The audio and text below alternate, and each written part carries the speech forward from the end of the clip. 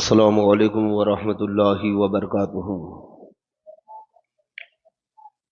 لک الحمد یا اللہ والصلاة والسلام علیک یا رسول اللہ، اما بعد فاعوذ باللہ من الشیطان الرجیم، بسم اللہ الرحمن الرحیم۔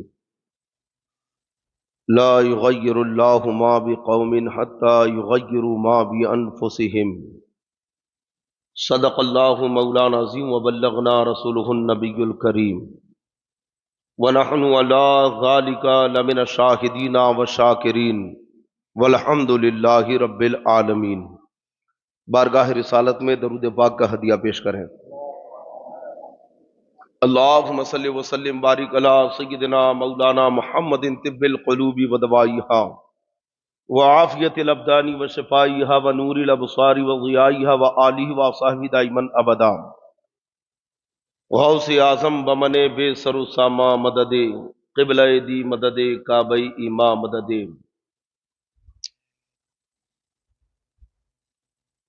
ڈاکٹر اقبال کہتے ہیں کہ ہم تو مائل بکرم ہیں، کوئی سائل ہی نہیں، راہ دکھلائیں کسے رہ روے منزل ہی نہیں۔ اور کہتے ہیں کہ نہ ہو ماحول سے مایوس، دنیا خود بنا اپنی۔ نہ ہو ماحول سے مایوس، دنیا خود بنا اپنی۔ نئی کشتی، نئی آندھی، نئے طوفان پیدا کر، مزہ ہے مرنے جینے کا انہیں خطروں کے دامن میں۔ دلوں میں حوصلے اور حوصلوں میں جان پیدا کر۔ جن حالات سے آج پوری دنیا کے مسلمان گزر رکھے ہیں، انہی حالات پر تبصرہ کرنے کے لیے آپ سب کو یہاں آج جمع کیا گیا۔ حالات کا رونا دنیا کا ہر مسلمان رو رہا ہے۔ اپنی تکلیف، اپنی پریشانی اور قوم مسلمہ کے اوپر ٹوٹتے ہوئے مصیبت کے پہاڑوں کو بیان تو کر رہا ہے، لیکن اس کے اسباب و علل، ان کی وجوہات اور ان کے تدارک کی کوئی تدبیر اس کے پاس میں نہیں ہے۔ ایسا کیوں ہو رہا ہے اور ان حالات سے نکلنا کیسے ہے، اسی پر ہماری نہ چرچا ہے، نہ گفتگو ہے، نہ غور و فکر ہے۔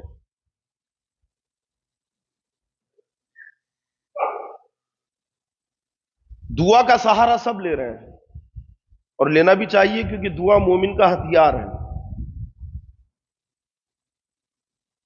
حضرات، مسلمانوں کے حالات ایسے ہیں، آپ دعا کریے۔ ایک دوسرے سے کہتے ہیں، مساجد کے ائمہ سے کہتے ہیں، علماء سے کہتے ہیں کہ دعا کریے، ایسا ہے ایسا ہے، لیکن یاد رکھیے رب فرماتا ہے لا یغیر اللہ ما بقوم حتی یغیر ما بانفسہم، کہ اللہ کسی قوم کی حالت اس وقت تک نہیں بدلتا ہے جب تک کہ قوم خود بدلنے کا ارادہ نہ کرے۔ صرف دعا کرانے سے کام نہیں چلے گا کہ اللہ ہمارے حالات کو بدل دے۔ حالات بدلیں گے، پہلے آپ کو اپنی سوچ بنانا پڑے گا، پہلے آپ کو اپنے آپ کو بدلنے کی کوشش کرنا پڑے گا، کیونکہ جب قوم ارادہ کرتی ہے کہ اب ہمیں بدلنا ہے، اب ہمیں کامیابی کی طرف قدم بڑھانا ہے، تو رب تبارک و تعالیٰ کی رحمت دستگیری کرتی ہے، اللہ مدد فرماتا ہے۔ اور صرف آپ یہ کہہ دیں کہ حضرت دعا کر دیجئے کہ حالات سدھر جائیں، تو حالات قیامت تک نہیں سدھریں گے جب تک کہ آپ خود سدھرنا نہیں چاہیں گے۔ قیامت تک حالات نہیں بدلیں گے جب تک کہ آپ خود بدلنا نہیں چاہیں گے، کیونکہ رب کا وعدہ ہے وَلَا تَهِنُوا وَلَا تَحْزَنُوا وَأَنْتُمُ الْأَعْلَوْنَ إِن كُنتُم مُؤْمِنِينَ، کہ تم ہی کامیاب اور سربلند رہو گے، اعلیٰ رہو گے، شرط یہ ہے کہ سچے پکے مسلمان ہو جاؤ۔ ان کنتم مومنین، سچے مسلمان ہو جاؤ۔ جس دن تم سچے با عمل صحیح العقیدہ مسلمان ہو گئے، اس دن کامیابی تمہارے قدموں میں ہوگی، بلندی تمہارے پاس ہوگی، حکمرانی تمہارے پاس ہوگی، اللہ نے ایک معیار، ایک پیمانہ دے دیا. کامیابی ایمانداری میں ہے، کامیابی سچا مسلمان بن کے رہنے میں ہے. اور ایک جگہ رب فرماتا ہے کہ لا یکلف اللہ نفسا الا وسعها. اللہ کسی بھی جان کو اس کی طاقت سے زیادہ تکلیف نہیں دیتا ہے. کسی بھی انسان کو جتنی اس کی قوت برداشت ہے، جتنی اس کی کیپیسٹی ہے، جتنا وہ تکلیف سہ سکتا ہے، جتنی اس کی سہن شکتی ہے، رب تبارک و تعالیٰ اتنی ہی اسے مصیبت دیتا ہے، اتنی ہی تکلیف اسے دیتا ہے. یہ قرآن کا فرمان ہے. لا یکلف اللہ نفسا الا وسعها. اللہ اس کی وسعت سے زیادہ، اس کی طاقت سے زیادہ، اس کی قوت برداشت سے زیادہ بندے کو تکلیف نہیں دیتا ہے. لیکن کئی مرتبہ بندہ محسوس یہ کرتا ہے کہ اس کی اوپر جو مصیبت آئی ہے، اس کی جو تکالیف ہے، اس کے اوپر جو پریشانیاں ہیں، یہ اس کی کیپیسٹی سے زیادہ ہے، یہ اس کی تکلیف سے زیادہ ہے، یہ اس کی قوت برداشت سے زیادہ ہے. محسوس کرتا ہے کہ نہیں کہ آدمی کے اوپر جو تکلیف آئی، جو پریشانی آئی، جو مصیبت آئی، یہ مصیبت اس کی قوت برداشت سے زیادہ ہے، جبکہ رب فرماتا ہے کہ اللہ طاقت سے زیادہ تکلیف نہیں دیتا. لیکن کیا بات ہے کہ اس کے اوپر تکلیف اس کی طاقت سے زیادہ ہے؟ یہ تو قرآن کے خلاف ہو گیا، اللہ کے فرمان کے خلاف نظر آ رہا ہے. کہ رب کہتا ہے ہم کسی بھی بندے کو اس کی طاقت سے زیادہ تکلیف نہیں دیتے، اور بندہ اپنی طاقت سے زیادہ تکلیف دیکھ رہا ہے، محسوس کر رہا ہے، اور ہوتا بھی ہے ایسا. بندے کے اوپر طاقت سے زیادہ تکلیف آتی بھی ہے، لیکن کیوں آتی ہے؟ جو رب فرماتا ہے کہ لہا ما کسبت علیہ ما اکتسبت. جو اس کے اوپر تکلیف آتی ہے طاقت سے زیادہ، وہ اللہ کی طرف سے نہیں، اسی کی کمائی ہے. یعنی بذات خود اللہ معاذ اللہ ظلمن اس پر تکلیف کو زیادہ نہیں کرتا ہے، کیونکہ اللہ لیس بظالم، اللہ ظالم نہیں ہے. اللہ طاقت سے زیادہ کسی کو تکلیف نہیں دیتا، اللہ ظلم نہیں کرتا ہے. لیکن اس کو جو تکلیف اور مصیبت آئی ہے تو اس کا سبب اسی کی بدعملی ہے، اس کا سبب اسی کے گناہ ہے، اس کی وجہ اسی کے برے اعمال ہیں. آئی بات سمجھ میں؟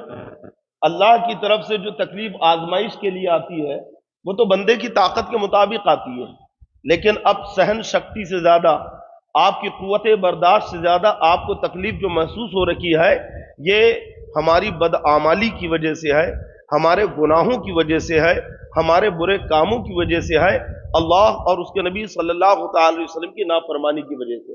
بات سمجھ میں آ گئی؟ اچھا، بندے کے اوپر کبھی مصیبت آتی ہے، توجہ ادھر رکھیے، بہت اچھا نقطہ ہے یہ،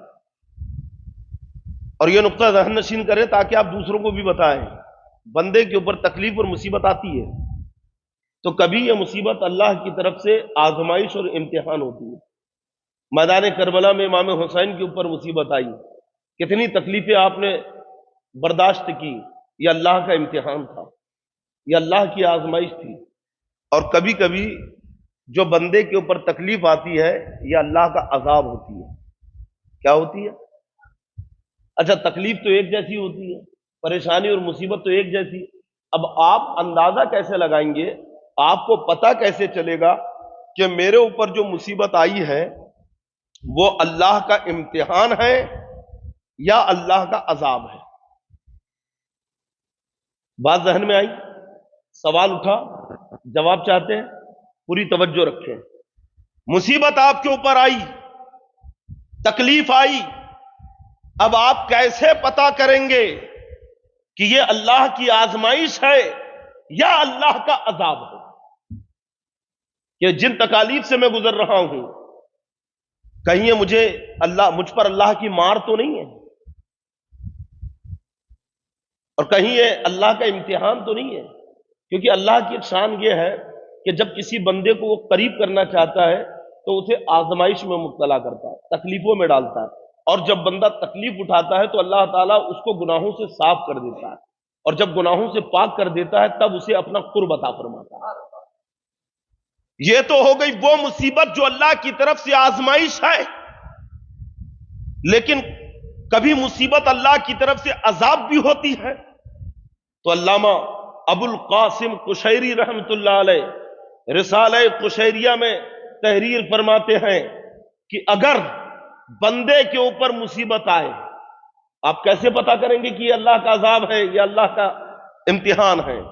تو امام ابو القاسم لکھتے ہیں کہ اگر بندے کے اوپر مصیبت اور تکلیف آئے اور بندہ مصیبت آنے کے بعد رب کی بارگاہ کی طرف رجوع کرے، رب کی بارگاہ میں جھکے، جتنی تکلیف بڑھ رہی ہے اتنا اور اللہ کی بارگاہ میں جا رہا ہے، جتنی مصیبت بڑھ رہی ہے اتنا اور وہ سجدے کر رہا ہے، گناہوں سے معافی مانگ رہا ہے، مسجدوں کی طرف آ رہا ہے، تو سمجھ لو کہ یہ مصیبت اللہ کی طرف سے آزمائش ہے۔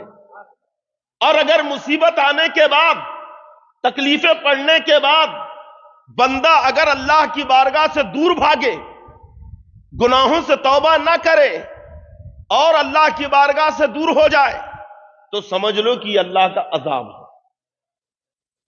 اب غور کرو مسلمانوں، پوری دنیا میں آج جو مسلمانوں کے اوپر تکالیف کے پہاڑ ٹوٹ رہے ہیں، ہمارے اس ملک میں بھی جن مصیبتوں سے ہم دو چار ہو رکھے ہیں، تو اتنی مصیبتیں پڑنے کے بعد بھی مسجدیں خالی ہیں، مسلمان نمازوں سے دور ہیں، مسلمان اللہ کے ذکر سے دور ہیں، مسلمان اللہ کی یاد کرنے سے دور ہیں، مسلمان شریعت کی پابندی سے دور ہے۔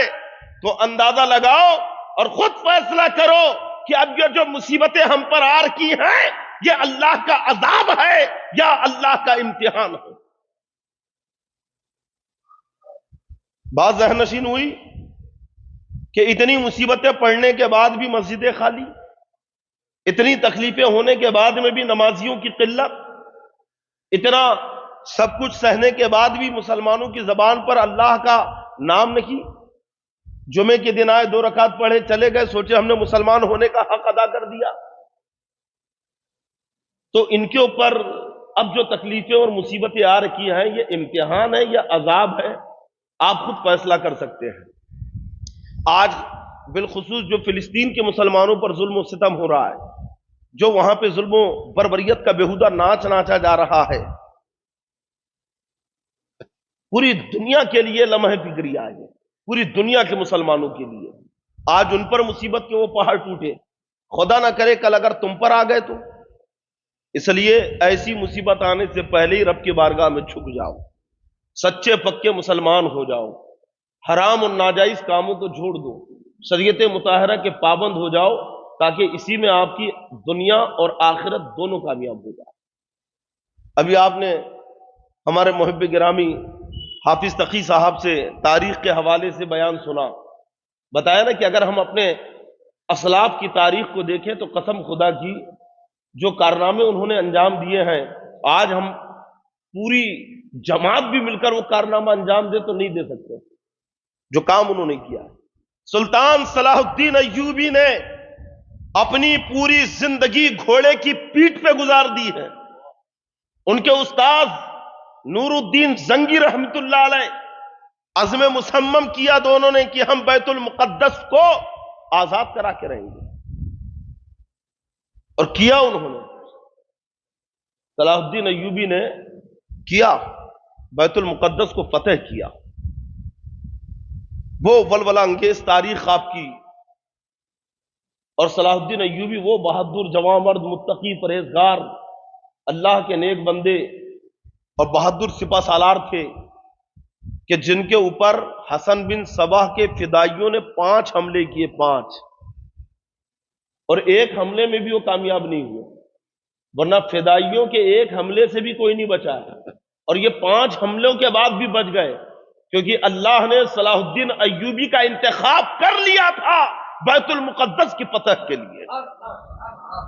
اللہ نے صلاح الدین ایوبی کی ذات کو چن لیا تھا اس سرزمین قدس کو آزاد کرانے کے لیے، اور صلاح الدین ایوبی نے آزاد کرایا۔ جب بیت المقدس آپ نے فتح کیا، نور الدین زنگی نے ایک ممبر بنوایا تھا، وہ ممبر ان کی اہلیہ نے صلاح الدین ایوبی کو سونپا کہ نور الدین زنگی جو آپ کے استاد بھی ہیں، ان کی یہ خواہش تھی کہ یہ ممبر بیت المقدس میں رکھا جائے۔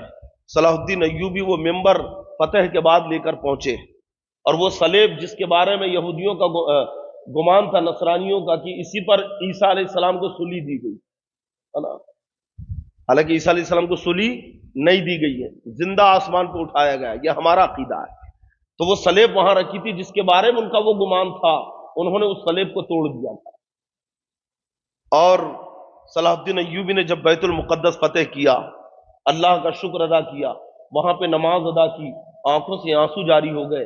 جو کیفیت اور حالات وہاں کے مسلمانوں کی آپ نے دیکھے ہیں، اذانوں پر پابندی، مسلمانوں کے اپنے مسلمان ہونے کا اظہار کرنے پر پابندی، ظلم و ستم کے شکار، ایسی حالت تھی مسلمانوں کی۔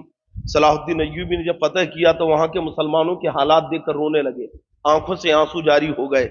آپ نے پھر وہاں پہ اعلان کیا کہ دیکھو جو نصرانی، اچھا نصرانی خوف زدہ ہے کیونکہ اب چاروں طرف سے مسلمانوں نے گھیر لیا، بیت المقدس فتح ہو گیا، شہر کے اندر مسلمان داخل ہو گئے، صلاح الدین ایوبی نے شہر پہ قبضہ کر لیا۔ اب وہاں کے عیسائی سر سے لے کر پیر تک کانپ رہے ہیں، بچے بوڑھے مرد عورت سب خوف زدہ ہیں کہ مسلمانوں پر کیے گئے ظلموں کا آج حساب لیا جائے گا، ایک ایک ظلم و ستم کا چن چن کے بدلہ لیا جائے گا۔ آج مسلمان ہمارے بچوں کو بھی زندہ نہیں چھوڑیں گے، آج مسلمان ہماری عورتوں کو بھی قتل کر دیں گے، ڈر رہے ہیں، خوف زدہ ہے۔ صلاح الدین ایوبی نے ایک میدان کے اندر جمع کیا، تھر تھراتے ہوئے لوگ جمع ہو گئے، گھبرا رہے ہیں کہ اب کیا ہوگا، کیونکہ دنیا اسلام کا سب سے بڑا مجاہد اس دور میں تاریخ اٹھا کر پڑھو، سب سے بڑا مجاہد صلاح الدین ایوبی ان کے سامنے ہے، اور دنیا کی سب سے طاقتور فوج مسلمانوں کی فوج ان کو چاروں طرف سے گھیر کے کھڑی ہے، اور فلسطین سے لے کر یورپ تک نصرانی کانپ اٹھے ہیں کہ اب کیا ہوگا، تھر تھرا رہے ہیں کہ کیا ہوگا۔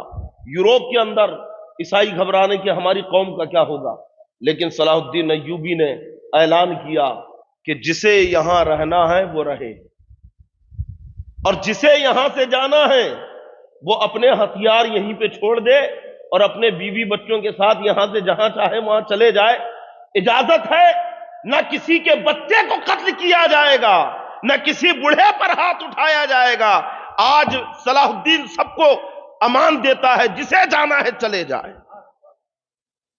حیرت سے نصرانیوں کے منہ پھٹ گئے، سپہ سالار ان کا آگے بڑھ کے کہتا ہے، شہر کا حاکم آگے بڑھ کے کہتا ہے جو عیسائی ہے نصرانی ہے، اے صلاح الدین ہم تو سوچ رہے تھے کہ تم ایک بھی عیسائی کو زندہ نہیں جانے دو گے، تم تو ایک بھی یہاں کے یہودی اور نصرانی کو زندہ نہیں چھوڑو گے، لیکن آج بات کیا ہے کہ تم نہ یہودیوں پہ تلوار اٹھا رکھے ہو نہ نصرانیوں پہ تلوار اٹھا رکھے ہو، جبکہ ہم نے تمہاری قوم پر ظلم و ستم کے پہاڑ توڑ دیے ہیں۔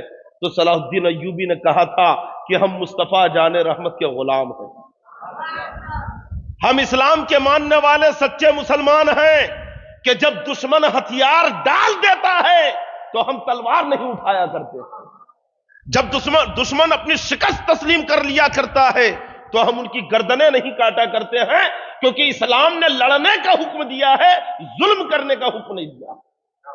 اسلام کا وہ سچا چہرہ، سچا کردار صلاح الدین ایوبی نے دنیا کے سامنے پیش کیا۔ آج بھی آپ یورپیوں کو دیکھیے اور یورپین تاریخ آپ پڑھیے، آج بھی دنیا عیسائیت کا جائزہ لیجئے، صلاح الدین ایوبی کو آج بھی یہود و نصارہ اپنا دشمن کہتے ہیں، لیکن صلاح الدین ایوبی کی عزت کرتے ہیں۔ صلاح الدین ایوبی نے اسلام کا وہ چہرہ قوم کے سامنے رکھا، ان کے دلوں کے اوپر صلاح الدین ایوبی کی وہ عظمت نصب ہو گئی کہ آج بھی صلاح الدین کا وہ ادب سے ذکر کرتے ہیں، صلاح الدین ایوبی کا احترام کرتے ہیں، اگرچہ وہ دشمن کا ہے لیکن وہ عزت اور احترام کرتے ہیں صلاح الدین ایوبی کی، کیونکہ انہوں نے ان کی جاں بخشی کی تھی، اور جاں بخشی کر کے اسلام کے کردار کو قوم کے سامنے پیش کیا تھا۔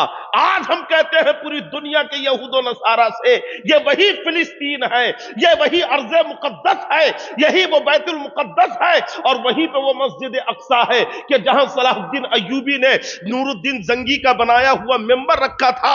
اے یہود و نصارہ، جب ہمارا تسلط وہاں پہ ہوا تھا، جب ہم نے اس شہر کو فتح کیا تھا، جب صلاح الدین ایوبی نے اپنے فتح کا جھنڈا اس شہر پہ نصب کیا تھا، تو وہاں پہ بچوں کو بھی زندہ چھوڑ دیا تھا، وہاں پہ عورتوں کی جاں بخشی کر دی تھی، وہاں پہ لوگوں کے اوپر ظلم و ستم سے تلوار کو روک دیا تھا۔ لیکن آج تم نے کیا کیا؟ جب تمہارا تسلط اس مقدس زمین پر ہوا، جب تمہارا قبضہ اس زمین پر ہوا، تو تم نے بمباری کی، تم نے وہاں کے بچوں کو مارا، تم نے وہاں کی عورتوں پہ ظلم کیا، تم نے وہاں پہ ان کے مکانوں کو توڑا، ان کے آشیانوں کو اجاڑا۔ یہیں سے اسلام اور دوسری قوموں کا کردار معلوم ہوتا ہے کہ جو اسلام ہے وہ امن کا مذہب ہے۔ اس نے جب غلبہ حاصل کیا تھا اسی زمین پر، اسی شہر میں، تو ان کی جاں بخشی کی تھی، لیکن ان کا جب غلبہ ہوا تو انہوں نے ظلم و ستم کے پہاڑ توڑ دیے۔ کیا حال ہے آج آپ دیکھ رہے ہیں۔ لیکن یاد رکھو مسلمانوں، یہ رہے گا، قیامت تک چلے گا۔ بڑی بڑی، ابھی تو کچھ بھی نہیں ہے، بڑی بڑی جنگیں ہوں گی۔ مشکوٰۃ شریف کتاب الرقاق میں صاحب کتاب نے ایک باب باندھا ہے، باب الملاحم۔ کون سا باب باندھا ہے؟ باب الملاحم، جنگوں کا بیان، جب ظلم و ستم بڑھ جائے گا۔ حضرت سیدنا امام مہدی کا ظہور ہوگا۔ حضرت امام مہدی رضی اللہ تعالیٰ عنہ آئیں گے۔ اللہ کے نبی صلی اللہ تعالی وسلم فرماتے ہیں کہ ان کا نام میرے نام پر ہے، یعنی امام مہدی کا نام محمد ہے، ابھی پیدا نہیں ہوئے، ہوں گے۔ اور فرماتے ہیں کہ میری آل میں سے ہوں گے، حضرت سیدہ طیبہ طاہرہ فاطمہ الزہرا کے اولاد میں سے ہوں گے، صحیح النسب ہوں گے۔ ان کے والد کا نام عبداللہ ہوگا اور ان کی والدہ کا نام آمنہ ہوگا۔ اللہ کے نبی نے فرمایا کہ ان کے ماں باپ کا نام میرے ماں باپ کے نام پر ہوگا۔ اور فرماتے ہیں کہ وہ مہدی موعود جو آنے والا ہے، آ کے رہے گا، اگرچہ اس دنیا کو ختم ہونے کے لیے ایک دن باقی ہے۔ اللہ کے نبی فرماتے ہیں کہ اس دنیا کے خاتمے کے لیے ایک دن باقی ہے۔ اللہ تعالیٰ اسی ایک دن کو اتنا وسیع کر دے گا کہ اس میں امام مہدی تشریف لائیں گے، اور وہ ہوگا جو خبر مصطفیٰ جان رحمت نے دی کہ حضرت امام مہدی جو اس وقت خلیفہ ہوں گے، انتقال ہو جائے گا۔ امام مہدی مدینہ شریف سے مکہ شریف آ جائیں گے کہ لوگ انہیں خلیفہ نہ بنا دیں، چھپ کے رہیں گے، پہچانیں گے نہیں۔ آج آپ نے دیکھا ہوگا کوئی پاکستان میں اٹھ رہا اور کہہ رہا کہ میں امام مہدی ہوں، کوئی افریقہ میں اٹھ رہا اور کہہ رہا میں امام مہدی ہوں۔ ارے امام مہدی عوام بتائے گی یہ امام مہدی ہے؟ نہیں، حدیث پڑھو، حدیث پاک مشکوٰۃ شریف میں ہے۔ اللہ کے نبی فرماتے ہیں کہ لوگ کعبہ شریف کا طواف کر رہے ہوں گے اور انہی میں امام مہدی بھی طواف کر رہے ہوں گے، تو جو سب سے پہلے امام مہدی کو پہچانیں گے کہ یہ امام مہدی ہے، یہی اس دور میں مسلمانوں کے نجات دہندہ ہے، یہی زمین سے ظلم و ستم کو ختم کرنے والے ہیں، جو سب سے پہلے امام مہدی کو پہچانیں گے وہ اپنے زمانے کے اقطاب ہوں گے، وہ زمانے کے اولیاء کرام ہوں گے، وہ اللہ کے ابدال ہوں گے، اللہ کے نیک بندے۔ سب سے پہلے امام مہدی کے ہاتھ پر جو بیعت کریں گے وہ اولیاء کرام ہوں گے۔ حرم پاک میں پکڑ لیں گے ہاتھ امام مہدی کا، کہ ہاتھ دیجیے آپ امام مہدی، ہم کو بیعت کرنا۔ امام مہدی اپنا ہاتھ کھینچیں گے ایسا پیچھے، کہیں گے نہیں نہیں، میں کوئی خلیفہ نہیں ہوں، نہ میں خلافت کا وہ ہوں، انکساری آپ کی۔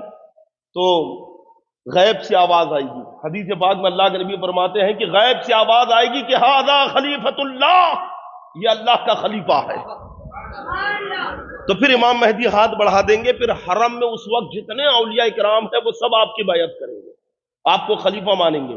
اس کے بعد سارے علماء آپ کے ہاتھ میں بیعت کریں گے، سارے مسلمان بیعت کریں گے، اور ایک بہت بڑا مجمع آپ کے پاس میں مکہ شریف پہ جمع ہوگا، اور پھر امام مہدی رضی اللہ تعالیٰ عنہ سب کو لے کر اسی مقام پہ جائیں گے جہاں جنگ چل رہی ہے، سب کو جمع کریں گے اور پھر ملک شام کی طرف، سیریا کی طرف پہنچیں گے، اور پھر دنیا میں خبر پھیل جائے گی کہ امام مہدی آ چکے ہیں، امام مہدی آ چکے ہیں۔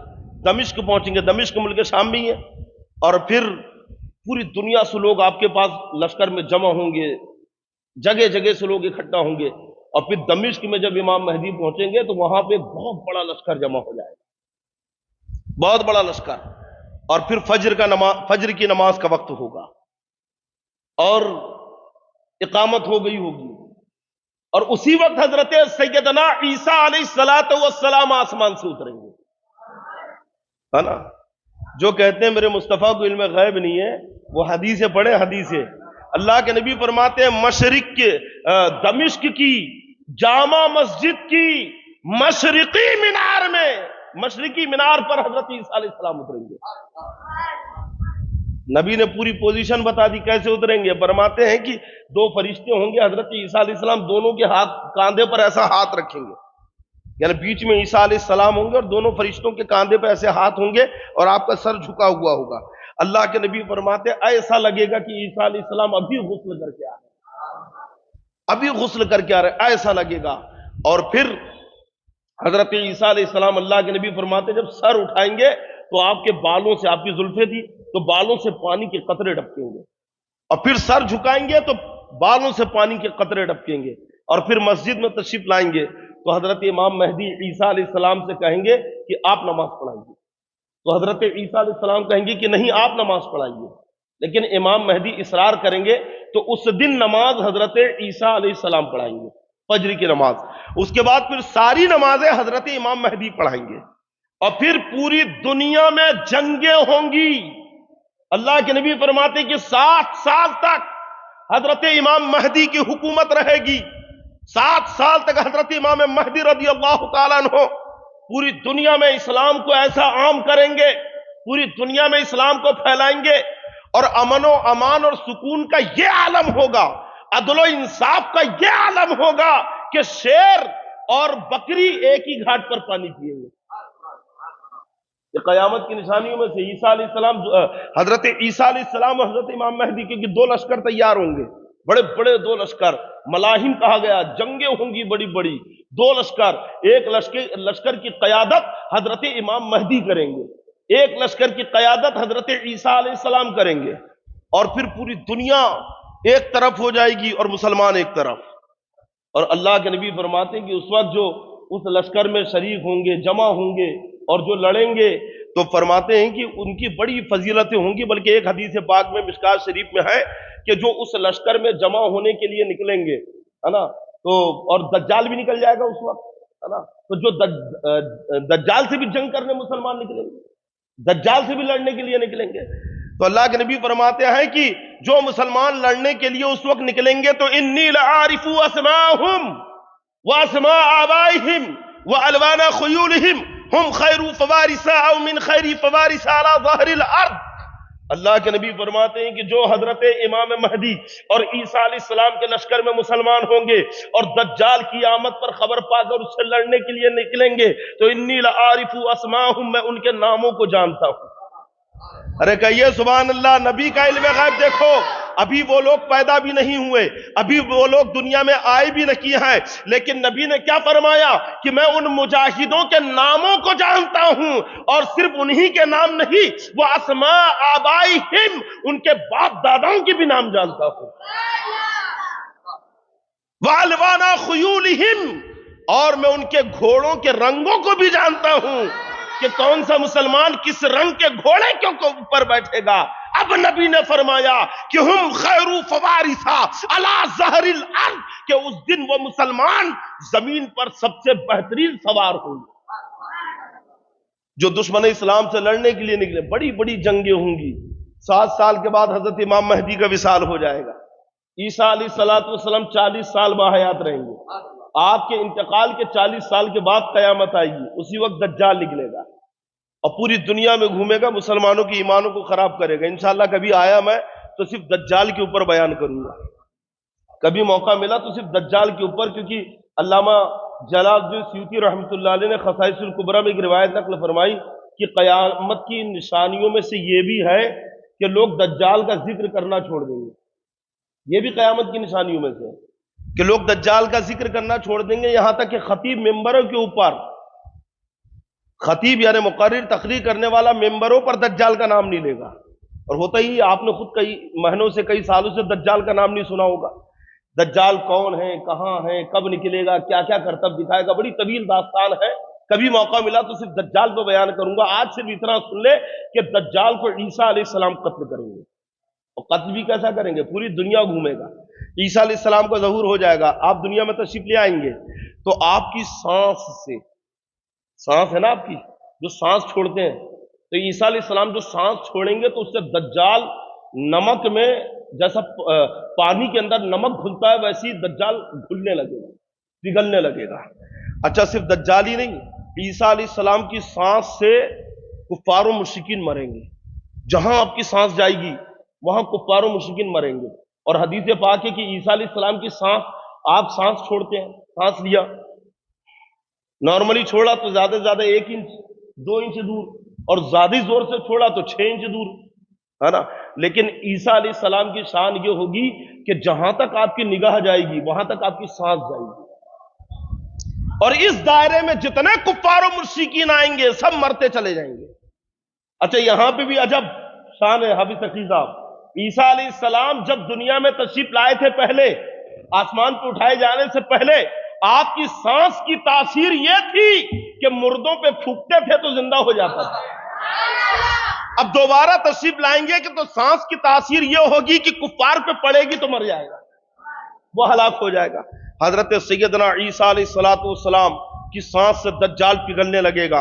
آپ آگے بڑھیں گے اور اس کو اس سے پہلے کہ پورا پگھل جائے اس کو نیزہ ماریں گے اور اس کا خون لوگوں کو دکھائیں گے، یہ دیکھو دجال کو میں نے مار دیا اور یہ اس کا خون ہے. کیا مطلب؟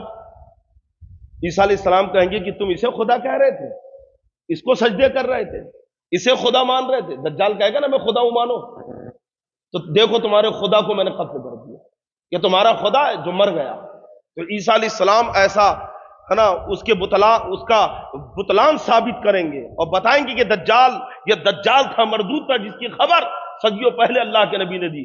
بلکہ ایک روایت میں اللہ کے نبی فرماتے ہیں کہ سب سے بڑا فتنہ، فتنوں میں سب سے بڑا، قیامت کا سب سے بڑا فتنہ دجال کا فتنہ. حضرت عیسیٰ علیہ السلام سے لے کر میری قوم تک، یعنی مجھ تک، اللہ کے نبی نے فرمایا ہر نبی نے دجال سے اپنی قوم کو ڈرایا ہے. بہرکیف یہ ایک الگ داستان کی طرف میں چلا گیا. مسلمانوں بس اپنے اعمال سدھارو، اپنے کردار کو محفوظ رکھو اور سچے پکے مسلمان بن کے دنیا میں زندگی گزارو تو ہی کامیابی ہے. ورنہ یاد رکھو کہ اگر آپ اسلام سے ہٹے، ہے نا، اور اسلام کو چھوڑ کر آپ نے اپنی مرضی سے جینا شروع کیا، فیشن پرستی کی طرف اگر آپ گئے تو بھی تباہ و بربادی کے سوا کچھ نہیں ہے. ہمارا زوال آپ دیکھ لیجئے دوسری قوموں سے کم اپنی بد کرداری سے زیادہ ہوا. یوروپ ہمارے ہاتھ سے کیوں گیا؟ اسپین ہمارے ہاتھ سے کیوں گیا؟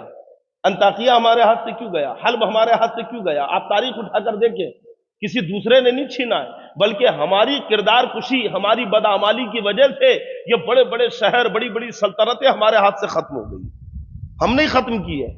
آج ہم خلافت کو نہیں سنبھال پائے اپنی، سب تباہ و برباد ہو گیا ہماری بدعمالی کی وجہ سے. جب صلاح الدین ایوبی نے بیت المقدس فتح کر لیا تو یوروپ کا ارادہ کیا، انہیں کہا کہ یوروپ فتح کر لوں، اور نکل گئے فتح کرنے کے لیے. لیکن آپ نے دیکھا کہ آپ کی فوج کے جو نوجوان تھے، جو کل تک نمازی تھے، پرہیزگار تھے، جن کی نگاہوں میں شرم تھی، حیا تھی، زبان پہ پاکیزگی تھی، اللہ کا ذکر تھا، دلوں میں تقویٰ تھا، اب دیکھ رہے کہ نوجوانوں کے کردار بدلے بدلے سے دکھ رہے، ان کی گفتگو بدلی بدلی سی دکھ رہی ہے، نمازوں کی پابندی اٹھتی جا رہی ہے. بڑے پریشان، آخر ایسا کیوں ہے؟ تو حضرت صلاح الدین ایوبی نے کہا کہ ذرا پتہ تو کرو. تو ان کے جو جاسوس تھے وہ سفیان، ہے نا، کیا نام ہے ان کا، اچھے کچھ نام، سفیان کر کے ایسا نام، علی بن سفیان، بڑے زبردست ماہر تھے. بلکہ صلاح الدین ایوبی کہتے تھے کہ علی بن سفیان میری آنکھ اور کان ہے، اگر یہ نہ ہو تو میں کوئی مہم پتہ نہ کر سکوں. تو علی بن سفیان بڑے ماہر جاسوس تھے اور جاسوسوں کے باس تھے. انہوں نے کچھ جاسوسوں کو چھوڑا اور ایسی حیرت انگیز خبر صلاح الدین ایوبی کو سنائی، دنگ رہ گئے صلاح الدین ایوبی. اور مزید یقین دہانی کے لیے خود رات میں اٹھے اور اپنے سپاہیوں کے خیمے کی طرف اپنا بھیس بدل کے عام سپاہیوں کا لباس پہن کے آئے. کیا دیکھتے ہیں کہ کچھ سپاہی اٹھے اور کچھ بدوی لوگ ہیں، دیہاتی لوگ، جو ان کو کہیں لے کے جا رہے ہیں اور وہ سپاہی ان کے پیچھے پیچھے جا رہے ہیں. صلاح الدین ایوبی چپ چاپ سے دبے قدموں سے پیچھے ان کے جا رہے ہیں. کافی دور جانے کے بعد ایک جنگل کا علاقہ پڑا، تو وہاں پہنچے تو کیا دیکھتے ہیں کہ وہاں پہ روشنیاں نظر آ رہی ہیں اور خیمے لگے ہوئے ہیں. تو ایک بڑے خیمے کے اندر وہ سپاہی داخل ہو گئے. تو صلاح الدین ایوبی دھیرے دھیرے گئے اور اس خیمے میں داخل ہو گئے، اور جیسے داخل ہو گئے تو دنگ رہ گیا. دیکھ کر آپ کی آنکھیں پھٹی رہ گئی کہ سامنے دیوار پر ایک بڑا پردہ لگا ہوا ہے اور اس بڑے پردے کے اوپر مرد اور عورت کی ننگی تصویریں بنی ہوئی ہیں جو غلط کام کرتے ہوئے نظر آ رہی ہیں. اور سپاہی بڑی حیرت سے ان تصویروں کو دیکھ رہے ہیں، بڑی للچائی ہوئی نگاہوں سے، شہوانی نگاہوں سے ان تصویروں کو دیکھ کر اپنی جنسی خواہشات کو ابھارنے کی کوشش کر رہے ہیں. صلاح الدین ایوبی تو دنگ رہ گئے، فوراً الٹے قدم واپس آئے صبح ہوئی اپنے سالاروں سے کہا کہ اٹھاؤ لشکر واپس چلنا ہے. کہا کیوں؟ تو کہا کہ نہیں اب یوروپ نہیں جانا ہے, اب واپس چلنا ہے مصر. کا وجہ کیا ہے؟ تو صلاح الدین ایوبی نے کہا تھا کہ میں ایسی ہوس زدہ اور جنسی پرستار قوم کو اور فوج کو ساتھ میں لے کر کبھی یوروپ فتح نہیں کر سکتا. میں ایسے ہوس پرست سپاہیوں کو لے کر کبھی یوروپ کی فتح حاصل نہیں کر سکتا, اس لیے کیونکہ فتح حاصل کرنے کے لیے دل میں تقوی ہونا چاہیے, نگاہوں میں پاکیزگی ہونی چاہیے, اللہ کا خوف ہونا چاہیے, تب اللہ دشمنوں پہ فتح دیتا ہے. لیکن میری قوم تو غلط راستے پہ نکل پڑی, میری فوج تو غلط راستے پہ قدم ڈال چکی ہے. آپ تاریخ اٹھائیے, یہ سب سے پہلا موقع تھا کہ جب مرد و عورت کی بےہودہ تصویریں وہاں پہ بنائی گئی اور یہیں سے پورنوگرافی کی ابتدا ہوئی ہے. میرا مستقل ایک پورا بیان اس کے اوپر موجود ہے, نیٹ کے اوپر کبھی آپ بیان دیکھنا میرا, جوانی کی بربادی یا جوانی کی حفاظت, آپ سرچ کریں گے تو بیان آ جائے گا, پون گھنٹے کا بیان ہے. میں نے صلاح الدین ایوبی کی اور پورنوگرافی کی ابتدا کیوں ہوئی, یہ جو گندی اور بےہودہ فلمیں ہیں اس کی ابتدا ہی مسلمانوں کو تباہ کرنے کے لیے ہوئی. اس کی ابتدائی صلاح الدین ایوبی کو یوروپ کی طرف بڑھنے سے روکنے کے لیے ہوئی ہے. اور آج معاذ اللہ بڑے افسوس سے کہنا پڑتا ہے, شرم بھی آتی کہتے ہوئے کہ قوم مسلم کے نوجوان محفوظ نہیں ہے, اس سے نہیں ہے. ہمارے ایک دوست ہے, اظہار نام ہے ان کا, جعفر نگر ناگپور میں رہتے ہیں, انہوں نے مجھ کو ایک رپورٹ بتایا تھی کہ حضرت ان بےہودہ گندی فلموں کو سب سے زیادہ سرچ کرنے والے جو ممالک ہیں وہ مسلم ممالک ہیں, سب سے زیادہ. باقاعدہ رپورٹ انہوں نے مجھ کو دکھایا تھا کہ دیکھیے ان بےہودہ فلموں کو سرچ کرنے والے جو ممالک ہیں اس میں مسلم دیش سر فہرست ہے. اگر تمہارا یہی کردار رہا, یہی جنس پرستی رہی, اور یہی اگر بےہودہ تصورات اور خیالات رہے نوجوانوں, تو کہاں سے کامیابی ملے گی؟ نہ نمازوں میں مزہ آئے گا, نہ سجدوں میں مزہ آئے گا, نہ عبادتوں میں لطف آئے گا. روحانیت اٹھتی جا رہی ہے ہمارے اندر سے, اور جس دن روحانیت ہماری ختم ہو گئی تو ہمیں تباہی سے کوئی نہیں روک سکتا. آپ اٹھا کر دیکھیے تاریخ محمد بن قاسم کی, یا تاریخ بن زیاد کی, موسیٰ بن نصیر کی, علی بن سفیان کی, صلاح الدین ایوبی کی, نور الدین زنگی کی, حضرت خالد بن ولید کی, عمر ابن عاص کی, یہ حضرت سعد ابن ابی وقاص کی, حضرت ابو عبیدہ ابن جراح کی. یہ سارے وہ سپہ سالار مجاہدین ہیں کہ جن کے تقوی اور پرہیزگاری کا جواب نہیں تھا. اور تقوی کا عالم تو یہ تھا کہ روم کا جب ایک قلعہ حضرت خالد بن ولید نے فتح کیے تو فتح اس شرط پر ہوئی تھی کہ اے ابن ولید تم یہ زہر کا پیالہ پی کے بتا دو. ابن ولید نے زہر کا پیالہ اٹھایا, حضرت خالد بن ولید رضی اللہ تعالیٰ عنہ بسم اللہ کا پورا زہر کا پیالہ پی لیا, ایک ڈکار لی زہر ہضم, کچھ نہیں ہوا. یوروپیوں نے پورا قلعہ قدموں میں ڈال دیا کہ یہ تو ہم آزما رہے تھے کہ تمہارے اندر روحانیت کتنی ہے. تو اس وقت ان رومیوں نے, عیسائیوں نے کہا تھا کہ جب تک یہ روحانیت تمہارے اندر رہے گی پوری دنیا میں تمہیں کوئی آگے بڑھنے سے روک نہیں سکتا, اور جس دن تمہاری روحانیت ختم ہو جائے گی اس دن تمہیں تباہی سے کوئی بچا نہیں سکتا. اللہ تعالی ہم سب کو روحانیت عطا فرمائے, برے خیالات, گندے خیالات, بےہودہ چیزوں سے قوم کے نوجوان بچوں اور بچیوں کی حفاظت فرمائے, ہم سب کے ایمان پہ خاتمہ فرمائے. السلام علیکم ورحمۃ اللہ. الفاتحہ الی روح النبی صلی اللہ تعالی علیہ وسلم. اللہم صلی اللہ علیہ وسلم محمد و علیہ وسلم. الحمدللہ رب العالمین.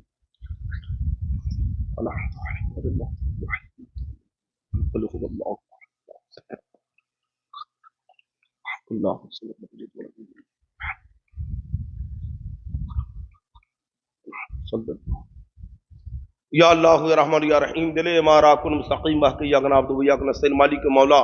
اس مقدس مبارک محفل میں جو بھی تیرا اور تیرے محبوب بندوں کا ذکر خیر ہوا اور ہم نے کلام مجید کی تلاوت کی اور جو بھی واضح و نصیحت کی گئی, مولا ان سب کا ثواب ہمارے عمل کے لائق نہیں, تو اپنے فضل و کرم کے لائق عطا فرما. ان تمام کا ثواب تیرے محبوب دانہ غیب احمد مصطفیٰ محمد مصطفیٰ صلی اللہ تعالی علیہ وسلم کے مقدس بارگاہ میں نظر قبول فرما. رسول پاک صلی اللہ علیہ وسلم کے توسل سے تمام انبیاء کرام, صحابہ کرام, شہداء کرام, تابعین, تبع تابعین, خلفائے راشدین, ائمہ مجتہدین, علماء ربانیین, اولیاء کاملین کی مقدس بارگاہوں میں نظر قبول و مقبول فرما. بالخصوص بارگاہ غوثیت میں یعنی سرکار غوث اعظم رضی اللہ تعالیٰ عنہ کی بارگاہ ہم نظر قبول فرما، سرکار غریب نواز کی بارگاہ ہم نظر قبول فرما، اس شہر میں جتنے بھی تیرے محبوب اور مقرب بندے آرام کر رہے تمام کی بارگاہ ہم نظر قبول فرما، سرکار تاج الاولیاء سرکار بغدادی شاہ کی بارگاہ ہم نظر قبول فرما، ہماری مقدس خانقاہوں کے بزرگوں کی بارگاہ ہم نظر قبول فرما، سرکار اعلیٰ حضرت سرکار حضور حجت الاسلام سرکار مفتی اعظم سرکار محدث اعظم حضور حافظ ملت اور مجاہد ملت حضور برہان ملت حضور امین شریعت حضور تاج شریعت تمام مومنین مومنات مسلمین مسلمات جو گزر چکے ہیں موجود آنے والے ہیں تمام کے ارواحوں پہ نظر قبول و مقبول فرما۔ مالک مولا اس محفل میں آنے والے ہر ایک بچے بوڑھے نوجوان کی حاضری کو قبول فرما، تمام کی جائز حاجتوں کو مرادوں کو پورا فرما، جو بھی واعظ و نصیحت کی گئے مولا ہم سب کو نصیحتوں پہ کہنے اور سننے سے زیادہ عمل کی توفیق عطا فرما۔ مالک مولا ہم سب کو شریعت مطہرہ کا پابند بنا، گناہوں سے بچا نیکیوں کی توفیق عطا فرما۔ مالک مولا ہمیں فرائض و واجبات و سنن و مستحبات کو ان کے وقتوں پہ ادا کرنے کی توفیق عطا فرما، ناجائز اور حرام کاموں سے دور رہنے کی توفیق عطا فرما، ماں باپ کی خدمت کرنے کی توفیق عطا فرما، ماں باپ سے سچی محبت کرنے ان کا ادب و احترام کرنے کی توفیق عطا فرما، ہمیں غریب مسلمانوں کی مدد کرنے کی توفیق عطا فرما، ہمیں اپنے بڑوں کا ادب و احترام کرنے کی توفیق عطا فرما۔ مالک مولا ہمیں اپنے بزرگوں کی تعلیمات پہ چلنے اور اس پہ عمل کرنے کی توفیق عطا فرما۔ مالک مولا دنیا کے تمام مسلمانوں کے عقائد و اعمال کی جان و مال کی عزت و آبرو کی حفاظت فرما، بالخصوص مالک مولا فلسطین کے مسلمانوں پر رحم و کرم فرما، فلسطین کے مسلمانوں کے اوپر خاص اپنا فضل و کرم فرما۔ مالک مولا فلسطین کے مسلمانوں کی غیب سے مدد فرما، وہاں کے مسلمانوں کو حوصلہ عطا فرما۔ مالک مولا وہاں کے شہداء ان کے جو بھی شہید ہوئے مولا یہود و نصارہ کے حملے میں مولا ان کے پسماندگان کو صبر جمیل عطا فرما، جو بچے شہید ہوئے مولا ان کے ماں باپ کو ان کا بہترین بدل عطا فرما۔ مالک مولا دنیا کے تمام مسلمانوں کو ہمت و حوصلہ عطا فرما، تمام مسلمانوں کو مولا نبی کی سچی غلامی عطا فرما، نبی کی تعلیمات پہ فرمان پہ عمل کرنے کی توفیق عطا فرما، عشق رسول میں جلا عشق رسول میں اٹھا۔ مالک مولا اس محفل کو ہمارے حافظ تقی صاحب نے اور حافظ اویس رضا صاحب نے اور جن جن نوجوانوں نے بھی مولا منعقد کیا ہے ان سب کو اس کا بہترین اجر عطا فرما، جزائے خیر عطا فرما۔ مالک مولا نوجوانوں کے دلوں میں اسلام کی خدمت کا جذبہ عطا فرما، اسلام پہ مر مٹنے کا جذبہ عطا فرما، اسلام پہ عمل کرنے کا جذبہ عطا فرما۔ مالک صلاۃ والسلام کی شفاعت عطا فرما، جنت میں مصطفیٰ جان رحمت کی غلامی عطا فرما۔ اللہم احفظنا من کل بلاء الدنیا وعذاب الآخرہ، ان اللہ وملائکتہ یصلون علی النبی یا ایہا الذین آمنوا صلوا علیہ وسلموا تسلیما۔ صلی اللہ علی النبی الامی وآلہ وبارک وسلم صلاۃ وسلام علیک یا رسول اللہ صلی اللہ علیہ وسلم۔ سبحان ربک رب العزۃ عما یصفون وسلام علی المرسلین والحمد للہ۔